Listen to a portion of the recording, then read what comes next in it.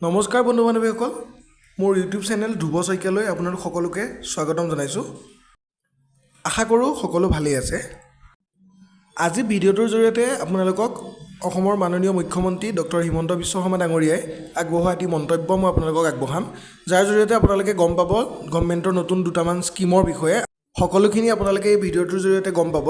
আপোনালোকে ভিডিঅ'টো শেষলৈকে চাব, তেতিয়াহে আপোনালোকে গোটেই কথাখিনি ভালদৰে বুজি পাব। গতিকে আপোনালোকে ভিডিঅ'টো চাই যাওক শেষলৈকে, তেতিয়াহে গোটেইখিনি কথা গম পাব। স্কিপ নকৰাকৈ চাব।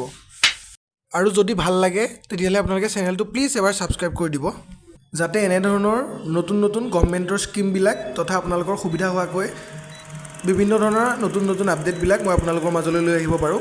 তাৰ বাবে আপোনালোকৰ অলপমান মৰমেই যথেষ্ট। সেইকাৰণে আপোনালোকে চেনেলটো ছাবস্ক্ৰাইব কৰি ৰাখিব আৰু ভিডিঅ'টো শেষলৈকে চাব। আহক এতিয়া আমি ভিডিঅ'টো আৰম্ভ কৰোঁ।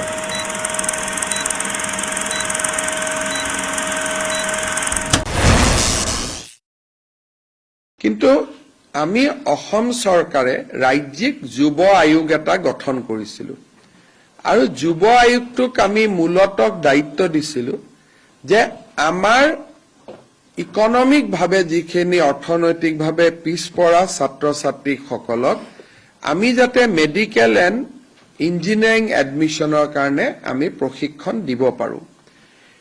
বৰ্তমান আমি এই অনুষ্ঠানটো ডিব্ৰুগড় আৰু তেজপুৰত আমি চলাই আছো। তেজপুৰটো নতুন, ডিব্ৰুগড়টো পুৰণা। ডিব্ৰুগড়ত এলএন বুলি এটা ইনষ্টিটিউটৰ লগত লগ লাগি আমি এই কামটো কৰি আছো আৰু এইবাৰ আপোনালোকে জানি ভাল পাব যে 220 গৰাকী ষ্টুডেণ্টে এপিয়াৰ কৰিছিল ডিব্ৰুগড়ত, তাৰে 130 গৰাকী ষ্টুডেণ্টেই মেডিকেল এণ্ড ইঞ্জিনিয়াৰিঙত ছিট পাইছে আৰু এই 153 গৰাকীৰ ভিতৰত 3জনে এইমছতো ছিট পাইছে। গতিকে চৰকাৰৰ পৰা আমি যিটো এটা প্ৰয়াস আৰম্ভ কৰিছিলোঁ যে এইটো আজমল ফাউণ্ডেশ্যনে চব কৰে, তেনেকুৱা এটা হ'ব নালাগে।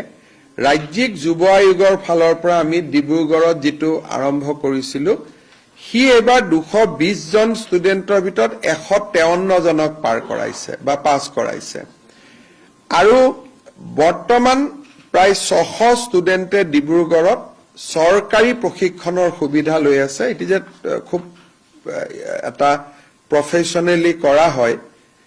তেজপুৰত CSRL বুলি এটাৰ লগত আমি লগ লাগি কৰি আছো আৰু এই বছৰতে নলবাৰী, শিলচৰ আৰু যোৰহাটতো ৰাজ্যিক যুৱ আয়োগে এনেকুৱা প্ৰশিক্ষণ কেন্দ্ৰ মুকলি কৰিব, 5টা প্ৰশিক্ষণ কেন্দ্ৰ। ইয়াৰ ফলাফলসমূহ খুব ভাল আহিছে আৰু সবচে ডাঙৰ ৰিজাল্ট আহিছে যে অসমৰ কলেজখিনিতকৈও তেওঁলোকে চেণ্ট্ৰেল গভৰ্ণমেণ্টৰ কলেজবিলাকত য'ত নেকি অসমৰ ল'ৰা ছোৱালীয়ে কোটা নাপাইছিল আগত, তাৰ কাৰণে যাতে বেছি সিলেকশ্যন হয় সেইটো আমি প্ৰচেষ্টা কৰিছিলোঁ আৰু মই ভাবো যে প্ৰথম বছৰ খুব প্ৰশংসনীয় কাম কৰিছে আৰু মই যিহেতু আমাৰ বহুত চৰ্চা নহয় যুৱ আয়োগে কৰি থকা কামটোৰ বিষয়ে, সেইকাৰণে আজি মই সুবিধা লৈ আপোনালোকক অৱগত কৰিলোঁ।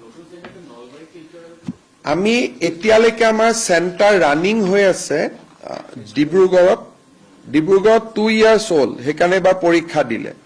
তেজপুৰত আমি ইতিমধ্যে আৰম্ভ কৰিছোঁ আৰু এই বছৰতেই নলবাৰী, শিলচৰ, যোৰহাটত আমি আৰম্ভ কৰিম। গ্ৰেজুৱেলি আমাৰ উদ্দেশ্য হ'ল যে প্ৰতিটো জিলাতে যাতে এনেকুৱা এখন ট্ৰেইনিং ইনষ্টিটিউট হ'ব পাৰে আৰু নেক্সট আমাৰ এই 5খন জিলা হোৱাৰ পিছত নেক্সট আমাৰ টাৰ্গেট আছে যে বজালী জিলা আৰু বঙাইগাঁও জিলাত 2টা খোলাৰ কাৰণে।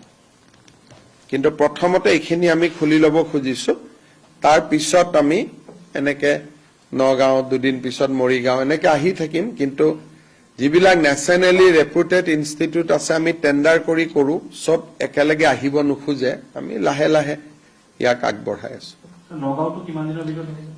লাহে লাহে কৰি আছো, কিন্তু বৰ্তমান মৰিগাঁও আৰু নগাঁৱৰ ল'ৰা ছোৱালীক আমি তেজপুৰ চেণ্টাৰত টেগ কৰি ৰাখিছো।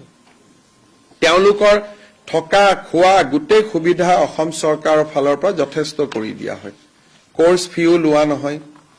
গতিকে লাহে লাহে থকাৰ কাৰণে আমি হোষ্টেলবিলাক ঠিক কৰি দিছো আৰু এক্সপাণ্ড কৰিব লাগিব আমাৰ এই প্ৰচেষ্টাটো। কিন্তু জাষ্ট আমি এটা যোৱা বছৰ আৰম্ভণি কৰিছিলোঁ, কিন্তু যথেষ্ট সফলতাৰ মুখ দেখিছে। লাহে লাহে ই এক্সপাণ্ড আমি কৰি কৰি গৈ থাকিম, যাতে দুখীয়া আৰু মধ্যবিত্ত ল'ৰা ছোৱালীয়ে আজিকালি টিউচন হোৱাৰ কাৰণে মেডিকেল ইঞ্জিনিয়াৰিঙত দুখীয়া আৰু মধ্যবিত্তৰ ল'ৰা ছোৱালীয়ে নাপায়।